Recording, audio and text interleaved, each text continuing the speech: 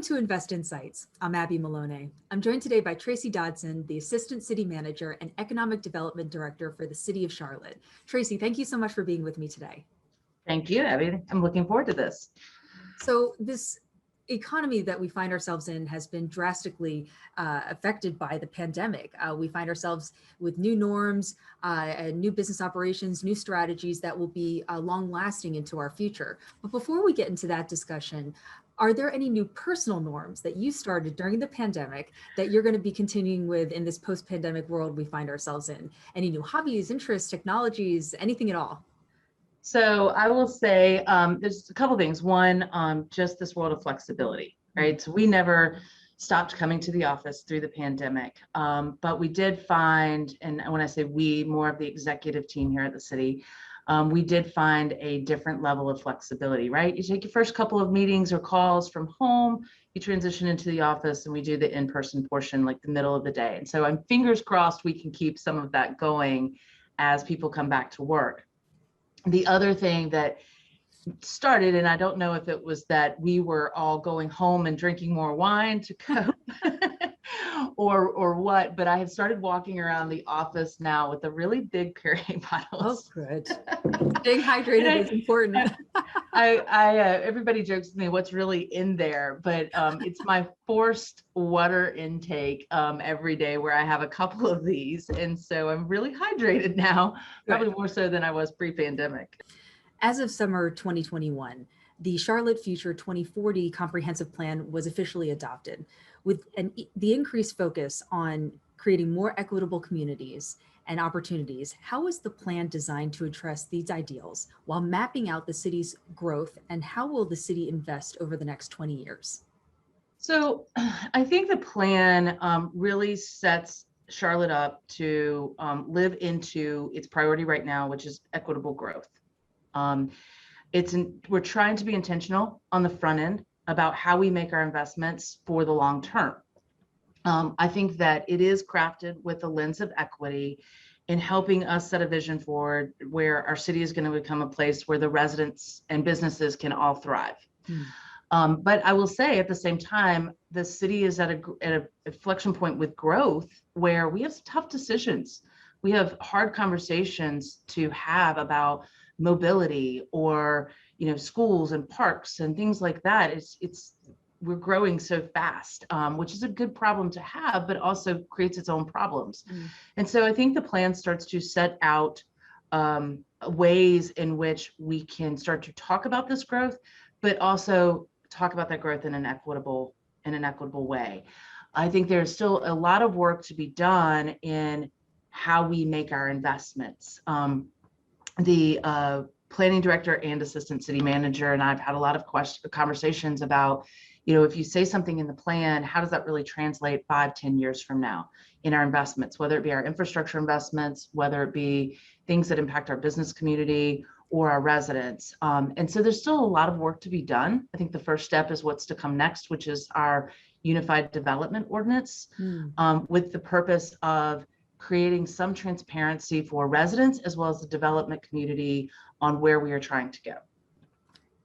Across the Charlotte region, housing prices continue to be on the rise in accordance with the upward trajectory of the local economy. With that in mind, what are some of the steps the city has taken on both a budgetary as well as a planning standpoint to protect vulnerable communities and maintain affordable housing in the current economic landscape? So I'll start with our current mayor. When she came into office as mayor, she immediately came out of the gate, this was several years ago, with a $50 million bond for affordable housing. We followed it up last year with another $50 million bond for housing. And she has put housing at the forefront of the conversations. Again, this goes back to our growth and understanding what's important and trying to get ahead of things. The private sector leaned in as well with raising money for affordable housing. And one of the things I always praise Charlotte about is that we are a community that's built on public-private partnerships.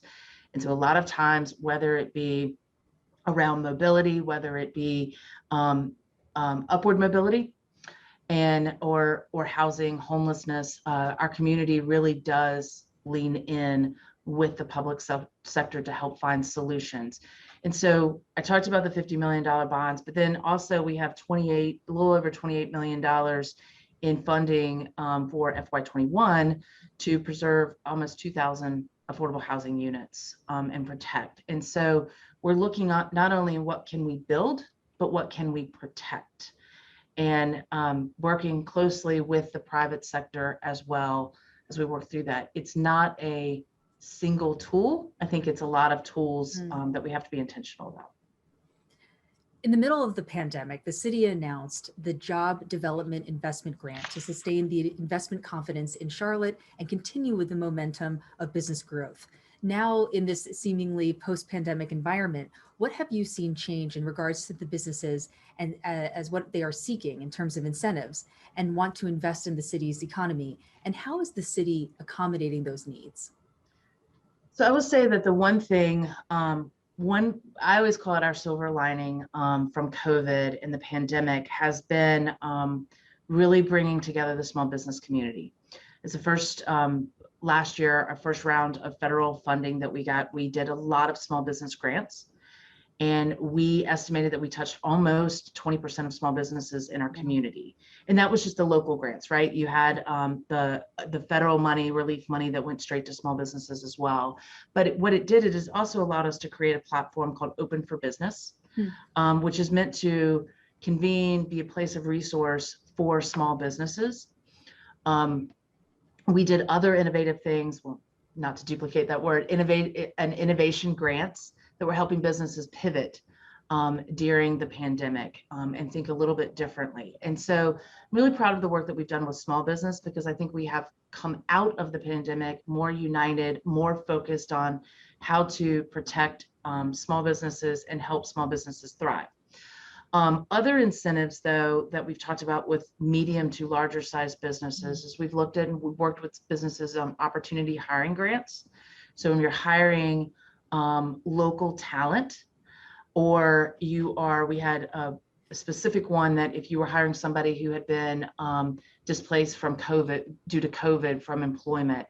And so we've looked at creative ways there to get our local people into jobs, but also incentivize companies to hire local. We still are seeing a great influx of out of town companies looking at Charlotte. I think a lot of companies learned in the pandemic that their employees perhaps want out of major urban areas. And we had obviously a big influx of residents, just single residents deciding to move to Charlotte. They can work remotely or things like that. And so I think companies are starting to pick up on that, and we're seeing an influx of that. For the big to medium-sized companies, our incentives have stayed the same. We haven't seen an ask for more. I think it's the quality of life that we've built in Charlotte and the region as a whole is what is attracting them. And I think the fact that we get back to your first question, and the fact that we are tackling some of the hard questions right now about our growth and trying to stay ahead of it is different. The one thing I will say is companies now are shifting in what we're seeing. So where it might be, you started with incentives, we just did a pitch to a company where their whole visit to Charlotte was about diversity, equity, and inclusion. Right. And it was really great to pitch a company on who we are based on that, not just incentives or not just real estate, which a lot of times pre-pandemic is some of the conversations. They wanted to know, how is our community handling those types of issues? And now that we find ourselves in this new economy, this new landscape, what's next for the city of Charlotte and the local economy? I would anticipate that we are still going to see unprecedented growth. We have enormous momentum. Our intent and a lot of my team's daily work, for example, is still very focused on continuing that momentum. But we also have to understand that we have to continue on, as I mentioned, those hard growth questions, right? I think we were pre-pandemic saying that we had 121 people moving here every day. We're now at 130 people moving here every day. So I think the momentum continues. I think that we are going to see more companies looking from the West Coast to look towards the East Coast, which has historically been hard that we get the Northeast pretty easily and we get the Midwest pretty easily, but not the West Coast. And so I think that we have a lot of opportunity there and going to see momentum happen around that. And so we're excited for that. I also see that we're going to continue in our small business growth. More entrepreneurial spirit coming out of the pandemic than I've ever seen before. And again, the office market is coming back strong. People are returning to work. There will be shifts in office sizes and how people work perhaps.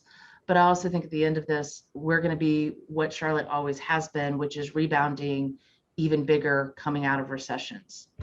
So I have all optimistic outlooks on Charlotte and its momentum.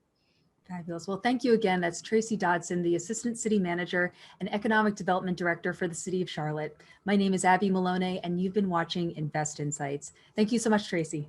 Thank you, Abby. Hey everyone, don't forget to like this video and subscribe to our channel so that you can stay up to date on the latest business trends from our knowledgeable experts. Be sure to check out the description below for more information on the segment you just watched. Thanks for tuning in.